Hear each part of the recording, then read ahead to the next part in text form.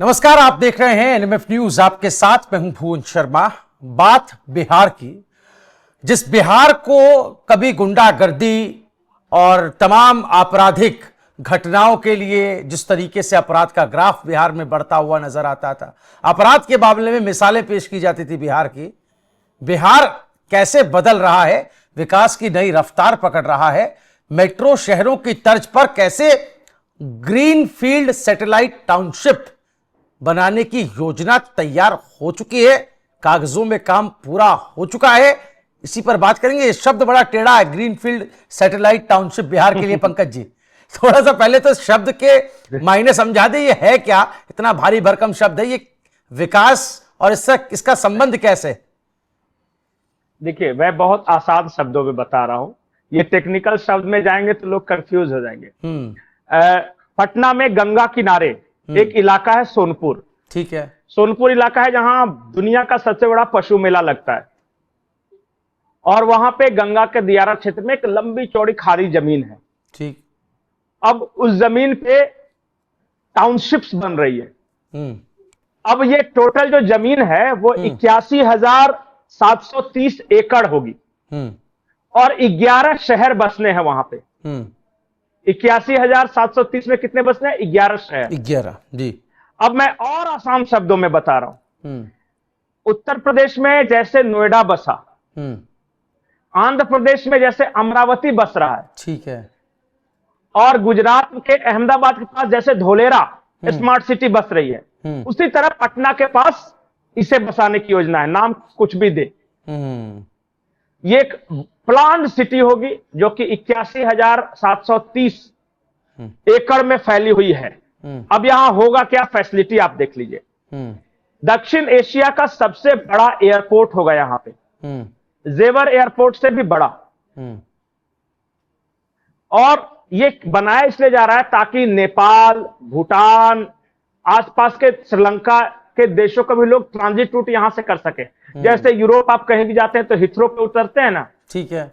तो अगर आसपास के देशों से कहीं जाना है तो इसी एयरपोर्ट से आप बदल कर चले जा सकते हैं। यहां से डायरेक्ट फ्लाइट मिलेगी आपको, अमेरिका की मिलेगी, इंग्लैंड की मिलेगी, ये सब। अब बहुत सारे बिहार के लोग कहें कि काहे इतना सपना दिखा रहे हो, इतना तो हम सोचे भी नहीं थे। हाँ, बात तो सही है। बिल्कुल, हाँ, कि कब तक ये तो पंकज जी और एडवांस, जैसे आपने नोएडा और जगह का उदाहरण दिया, ये तो उससे और एडवांस है, क्योंकि आज पर्यावरण का ध्यान रखते हुए इसको बना रहे हैं। ग्रीन फील्ड इसको नाम अगर दिया गया है। मैं थोड़ा सा और जनता के लिए, दर्शकों के लिए थोड़ा सा और आसान कर दें, हम 11 ग्रीन फील्ड सैटेलाइट टाउनशिप की बात कर रहे हैं। उसमें जो सबसे इंपॉर्टेंट है, जो सबसे एक तरीके से उदाहरण के तौर पर, मॉडल के तौर पर जिसको विकसित किया जाएगा, वो हरिहरनाथपुर है, जो सोनपुर में है। और यहीं पर ये पहला एरोसिटी जो है वो डेवलप हो रहा है। एरोसिटी, जहां अभी आपने जिक्र किया कि एयरपोर्ट यहां पर बनने जा रहा है, और ग्रीनफील्ड एयरपोर्ट इसको नाम दिया गया है। थोड़ा सा समझाइए, क्योंकि सोनपुर सारण जिले में आने वाला शहर, हरिहरनाथपुर, राजीव प्रताप रूडी का संबंध यहां से, और विमान को लेकर के उनका क्या अभी तक कैसा योगदान रहा है, उनकी दिलचस्पी क्या रही है, उनका अपना विजन क्या रहा है, यह हम देखते रहे। थोड़ा सा इनको जोड़ते हुए चीजें बताएं कि थोड़ा और आसान कर दें इसे। पिछले 7 साल से लगे हुए थे राजीव प्रताप रूडी इस प्रोजेक्ट में, और सारे विभागों में जाकर सारी कागजी कार्रवाइयां सब पूरी की। और चूंकि ये एविएशन एक्सपर्ट भी हैं, खुद बाकायदा पायलट हैं, ट्रेन पायलट, तो ये इनको टेक्निकलिटीज सारी पता है। तो वो सारे चीजों में ये लगे हुए थे। कागज पत्तर का काम सारा अब हो गया है। बहुत सारे लोग पूछेंगे कि कब तक क्या होगा, तो अक्टूबर नवंबर तक पूरा खाका तैयार करके देने की बात कही गई है। और जैसे ही खाका होगा, अप्रूवल होगा, जमीन एक्वायर्ड है ऑलरेडी, इसमें उसमें दिक्कत नहीं है कुछ। और हरिहरनाथ के बारे में जो बिहार के से बाहर के लोग हैं उनको शायद नहीं पता होगा, यहां पे एक अयोध्या में जैसे मंदिर और उसके आसपास का बना है ना सारा इंफ्रास्ट्रक्चर, तो बाबा हरिहरनाथ की एक मंदिर है भगवान शिव की जी, और उसी के आसपास एक पूरा मेला क्षेत्र विकसित करने की योजना है जो कि रिलीजियस साइट होगी। और जैसा आपको बनारस में काशी कॉरिडोर दिख रहा है या अयोध्या में दिख रहा है, उज्जैन महाकाल कॉरिडोर दिख रहा है, उसी तरह सोनपुर मेला क्षेत्र के जो हरिहर नाथ मंदिर के आसपास का वो पूरा का पूरा क्षेत्र उसी तरह दिखेगा। और ये आपको टूरिज्म के लिहाज से महत्वपूर्ण होगा, ये कम्युनिकेशन के लिहाज से बहुत महत्वपूर्ण होगा, ये ईस्ट इंडिया का नर्व सेंटर होगा यहाँ। और नो डाउट इसमें जो वहां के जो सांसद हैं उन्होंने बहुत मेहनत किया है, बहुत। मैंने कहा बिल्कुल, मैं कहीं देख रहा था पंकज जी, चर्चा को रखते हैं जारी। जैसा आपने बताया, हरिहर नाथ जो है वो धार्मिक दृष्टि से भी, क्योंकि वहां पर एक पारंपरिक प्राचीन मेला भी लगता है सोनपुर में, उसको एक वैश्विक पर्यटन की पहचान के तौर पर भी स्थापित करने का काम किया जाएगा। रिवर फ्रंट, आपने शुरुआत में गंगा का जिक्र किया, तो रिवर फ्रंट को लेकर जो क्रेज रहा है, हमने लखनऊ में भी देखा और जगहों पर भी देखा, तो उसको डेवलप करने पर जो खास तौर पर सरकार का जोर रहता है, इससे पर्यटन और रोजगार खास तौर पर इसको कितना बल मिलेगा, थोड़ा इसके बारे में भी बताएं। देखिए, जब हैदराबाद बना था तो हैदराबाद तो जब चंद्रबाबू नायडू आए तो उन्होंने हैदराबाद के ठीक पैरेलल एक साइबराबाद बनाया।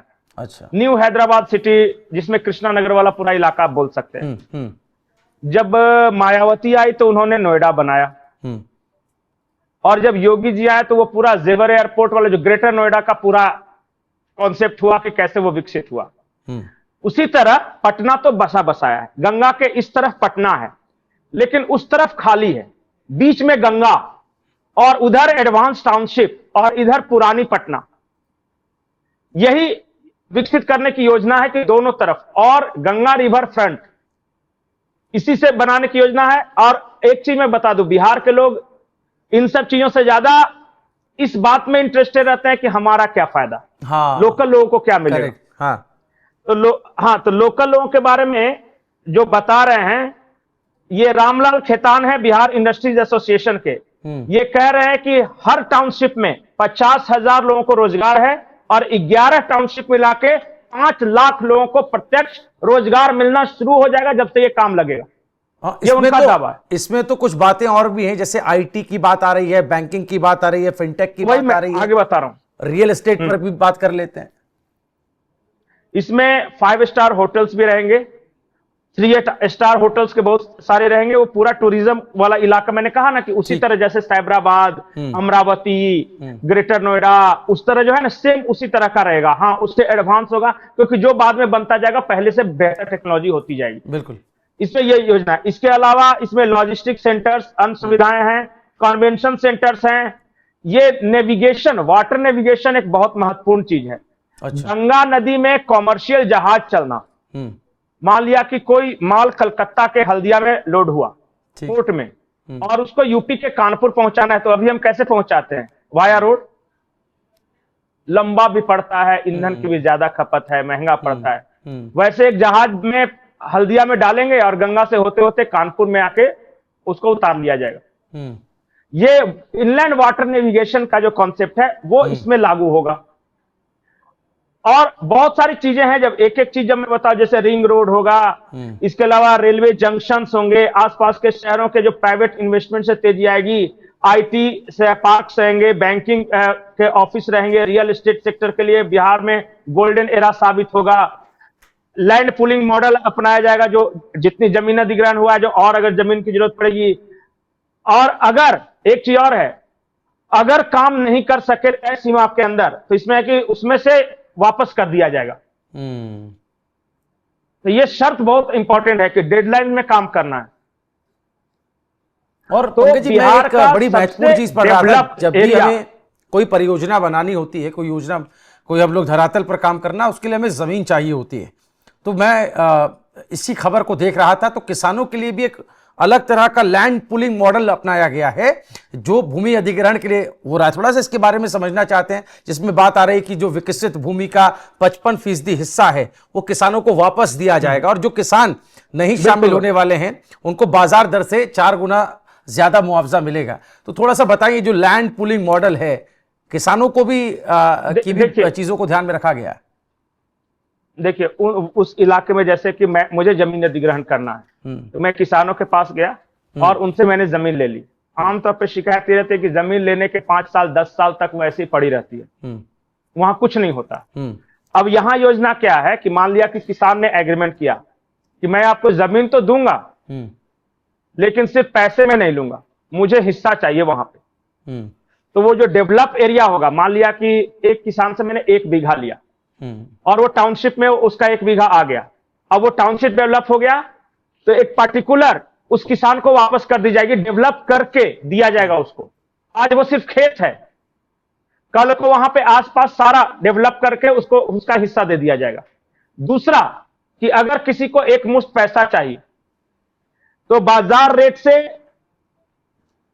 4 गुना मुआवजा दिया जाएगा। जो भी अभी कीमत चल रही है बाजार रेट, सर्किल रेट नहीं, मार्केट प्राइस, उसका 4 से 5 गुना अभी के दिया जाएगा। एक चीज और है कि जो लोग नहीं भी जमीन, मान लिया कि कोई जिद पे आ गया, उनको भी फायदा यह है कि आसपास के इलाकों की जमीनों के दाम 10 से 20 गुना तक बढ़ जाएंगे। भाई इतने बड़े, अब नोएडा के बगल में कोई गांव था पहले, तो वहां के किसानों की जमीनों के दाम नहीं बढ़ गए? वही कॉन्सेप्ट तो यहां पे है। और ये डेडलाइन है, इसमें दिया गया है 11 टाउन्स बनने हैं, 11 शहर विकसित होने हैं। बिल्कुल। जैसे अब समझिए कि वो पूरा इलाका कैसा होगा। वो इसको कहा जा रहा है कि ये बिहार का ग्रोथ इंजन, जैसे कि यूपी का growth engine Noida, greater Noida है, हरियाणा का ग्रोथ इंजन गुड़गांव वाला इलाका है, मनेसर गुड़गांव बोल सकते हैं, उसी तरह बिहार का ग्रोथ इंजन ये पटना से सटा हुआ ये वाला इलाका। और पाटलिपुत्र टाउनशिप जो है वो सबसे बड़ा प्रोजेक्ट इसको बताया जा रहा है। जो फिगर आ रही है, जैसा कि आपने बताया 81,730 एकड़ में ये मेगा टाउनशिप को विकसित करने की बात है। तो पंकज जी इसको कंक्लूड करते हैं, क्योंकि ये एक ऐसा चैप्टर है जिसके कई पन्ने हैं और हर पन्ने पर मुझे लगता है कि एक विस्तार से डिटेल प्रोजेक्ट रिपोर्ट जो हम कहते हैं डीपीआर, वो अगर बताई जाएगी तो वक्त कम पड़ जाएगा। क्या कहना चाह रहे हैं? अक्टूबर नवंबर में आ जाएगा, अक्टूबर नवंबर में पूरा खाका, पूरी प्लानिंग, पूरा सब कुछ आ जाएगा, बिल्कुल डिटेल्स में वेबसाइट पे लोड कर दिया जाएगा। अंतिम में मैं इतना बात कहना चाहता हूं कि आमतौर पे देखिए, मैं लोगों से ये बात है, मेरे दर्शकों से, आप लोग अपने सांसद से क्या चाहते हैं? नली गली अगर बनवाना है तो उसके लिए वार्ड सदस्य है। छोटे मोटे काम पैरवी इसमें जो आप उलझे रहते हैं, ठीक है, ये आपकी दिक्कतें हैं वो दूर करेगा, लेकिन लेयर इसलिए बनाया गया है कि वार्ड सदस्य रहेगा, उसके बाद विधायक रहेगा, उसके ऊपर सांसद रहेगा। सांसद का मूल काम है अपने इलाके में बड़े बड़े प्रोजेक्ट लाना ताकि उसका इलाका विकसित हो सके। ये काम राजीव प्रताप रूढ़ी कर रहे हैं। हो सकता है कि वो आपके घर के सामने, हो सकता है कि पीसीसी नहीं बनवा पा रहे होंगे क्योंकि वो सीधे बोले कि मुखिया का काम है, वार्ड पार्षद का काम है, विधायक के पास नहीं, लेकिन पूरे इलाके को विकसित करने के लिए हजारों करोड़ का प्रोजेक्ट ला सकता है तो सिर्फ एक आदमी। इसके लिए विजन चाहिए। और मैं बता रहा हूं कि बिहार के, मैं किसी के बुराई नहीं कर रहा, लेकिन अपने इलाके में जितने बड़े बड़े प्रोजेक्ट्स राजीव प्रताप रूढ़ी लेकर आए हैं, पूरे बिहार में कोई लेकर नहीं आया, कोई सांसद नहीं किसी भी पार्टी का। आप जाके पता कर लीजिए जी। नहीं, इसीलिए तो चर्चा हो रही है पंकज जी, क्या क्या काम हुए हैं, इसीलिए बड़े काम जी, बिल्कुल, इसीलिए आदमी बड़ा काम करता है। इसीलिए ये खास वीडियो हम लोग लेकर के आए, क्योंकि इस तरफ लोगों का ध्यान आकर्षित करना बहुत जरूरी था कि बिहार के एक हिस्से में ऐसा डेवलपमेंट का काम हो रहा है, उसकी तैयारियां अंतिम पायदान पर पहुंच चुकी हैं, जिससे देश ही नहीं बल्कि एक विदेशी एक्सपोजर मिलेगा बिहार को। और जैसा कि आपने राजीव प्रताप रूढ़ी का जिक्र किया, जिस सारण से वो आते हैं, तो उस सारण को कैसे संसार के साथ संपर्क उसका साधना है, रास्ता कैसे तैयार करना है, उस कोशिश में राजीव प्रताप रूढ़ी की कोशिशें जो सालों पहले से वो सपना देख रहे थे, मुझे लगता है वो पूरे होने की दिशा में आगे बढ़ गया है। ना सिर्फ वहां पर विश्व स्तरीय एयरपोर्ट तैयार होगा, जो ग्रीनफील्ड कहा जा रहा है, बल्कि ये जो हमने आपको टाउनशिप बताई उसमें से सोनपुर में, इसी सारण जहां पे इस जिले के अंदर सोनपुर आता है, यहीं पर एक जो है वो मॉडल टाउनशिप विकसित होगी। जी पंकज जी। सिर्फ विकास की बात नहीं है, और विकास जो काम करे उसका प्रतिसाद ही मिल रहा है। पिछले विधानसभा चुनाव में राजीव प्रताप रूढ़ी के क्षेत्र में पड़ने वाले सारे विधानसभा स्थानों पर एनडीए जीती है। इसमें जो वो खेसारी लाल यादव को हरवाया, वो भी इन्हीं का क्षेत्र पड़ता है, जो छपरा। एक छोटी कुमारी बीजेपी की कार्यकर्ता, उसने खेसारी लाल यादव को हरा दिया, ये भी इन्हीं का प्रताप था। 38 राजपूत विधायक जीत कर आए हैं। बिल्कुल। और ये सब भी मतलब पॉलिटिकली भी और डेवलपमेंट के भी, दोनों मामले में सुपर सक्सेस पर्सन। बिल्कुल सुपर सक्सेस है और उसके नतीजे कहीं ना कहीं मिल रहे हैं। हम आप तो स्क्रीन पर आकर बातें कर रहे हैं, जो लोग वहां रह रहे हैं उन्होंने तो अपना मन बना ही दिया है, बता ही दिया है कि क्या काम हो रहा है, और उसका फैसला भी जनता ने जो है इस चुनाव में दिया भी था। बहुत शुक्रिया पंकज जी, आप हमारे साथ जुड़े इस बातचीत के लिए। किस तरह से रूडी का ड्रीम प्रोजेक्ट पूरा होता हुआ नजर आ रहा है, और जो इस वक्त बिहार सरकार जिस रफ्तार की रेलगाड़ी को, जिस रफ्तार से आगे बढ़ा रही है विकास की रेलगाड़ी को, उसका भी हमें देखने को मिल रहा है। और इस पूरे मामले में आगे जो अपडेट आएगा हम आप तक सबसे पहले पहुंचाएंगे। तो क्या बिहार का ये नया विकास मॉडल है, इसे आप किस रूप में देखते हैं, कमेंट जरूर कीजिएगा। वीडियो को ज्यादा से ज्यादा शेयर कीजिए ताकि ये बातें ज्यादा से ज्यादा लोगों तक पहुंच सकें। देखते रहिए एनएमएफ न्यूज। नमस्कार।